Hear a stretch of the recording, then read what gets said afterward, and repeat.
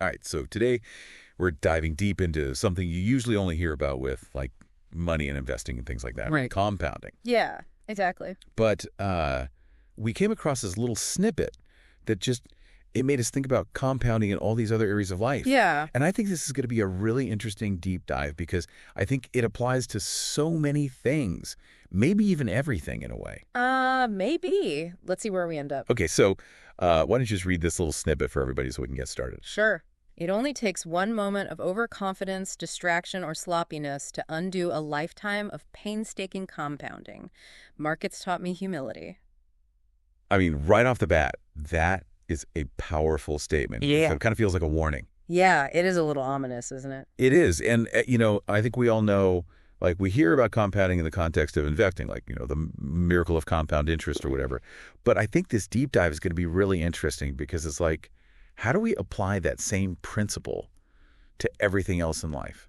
Yeah, I think that's what's so important about this quote, right? Is that it really kind of pulls that principle of compounding out of just the financial realm. Right. And it makes you think about it in a lot of different ways. Like you said, I mean, it can apply to relationships, it can apply to your health, just all these other areas where consistency and slow, steady progress really add up. Yeah, and I like the analogy of, like, building a brick wall, right? Yeah, that's a good one. Like, each brick by itself is not really that impressive, No.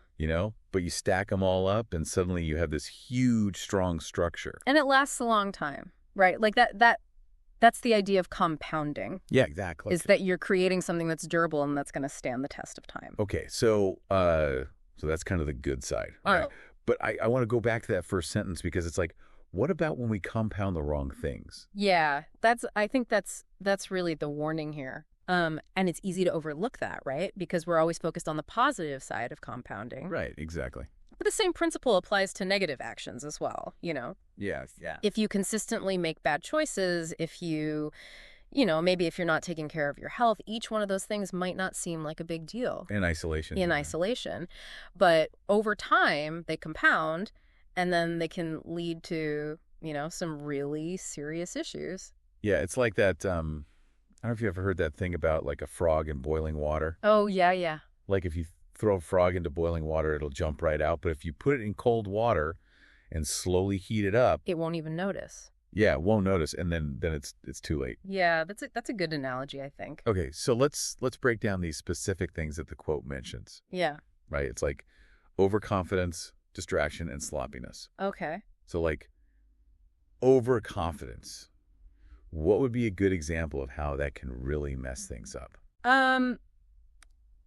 Well, I mean, let's think about an athlete. Okay. Right. So you've got an athlete who's at the top of their game. Right. They've been winning, they're feeling good, and then they get overconfident. Yeah. And so they start skipping training. Maybe they're not, watching their diet as closely. Taking it for granted, yeah. Yeah, they're taking it for granted. And then suddenly their performance starts to slip. Right, and it can happen so fast. And it can happen really fast. Yeah.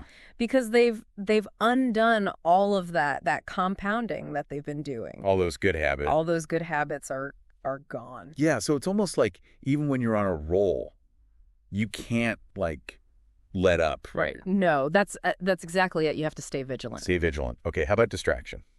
Well, distraction, I think, think about a musician who's practicing a really complicated piece of music. Okay. And they're just getting into the flow. They're really in the groove. Right. And then, the phone rings or something. Someone comes in, yeah. And they lose their focus. Yeah. And it's just that one little moment of distraction. Right. But it can throw them off completely. And then it's like you have to start over almost. Yeah. And sometimes it's hard to get back into that same flow. Yeah, you lose the momentum. Exactly. Okay, how about sloppiness? Sloppiness, I think, this is something that can really affect people in creative fields. Okay. Think about a writer who's not careful about proofreading. Right. They're rushing, they're not paying attention to detail. Yeah, they're letting typos look through or something. Exactly. And maybe each one of those typos seems small. Yeah. But over time, it starts to erode their credibility. Yeah, people start to think, oh, this person's not really, professional. Exactly. They're not really taking their work seriously. Right. Yeah, that makes sense. So even though it's just, a few little typos here and there, over time, it can really damage their reputation. It all adds up. Okay, so that last line, I want to talk about that last line. Markets taught me humility. Right. I mean, so we've been talking about all this stuff, all these different examples, but I think what this quote is really getting at is this idea that, like, even when you do all the right things, Yeah. you can't always control the outcome. That's exactly it. Right. Markets they're unpredictable. Right. Life is unpredictable. You can make the best possible decisions. You can do everything. You can do everything right, and things still might not go your way. Yeah. And I think that's where humility comes in. Okay, yeah, explain that a little bit more. What do you mean? So I think humility in this context, it's not about, putting yourself down. Right. It's not about thinking you're not good enough. Yeah. It's about recognizing that you don't have all the answers. You don't know everything. You don't know everything. And it's about being open to learning from your mistakes. Yeah. And being willing to adapt when things don't go as planned. So it's almost like having that humility is what allows you to keep compounding in the long run. Yes, I think that's a great way to put it. Because if you're not humble, if you're not willing to learn and adapt, Right.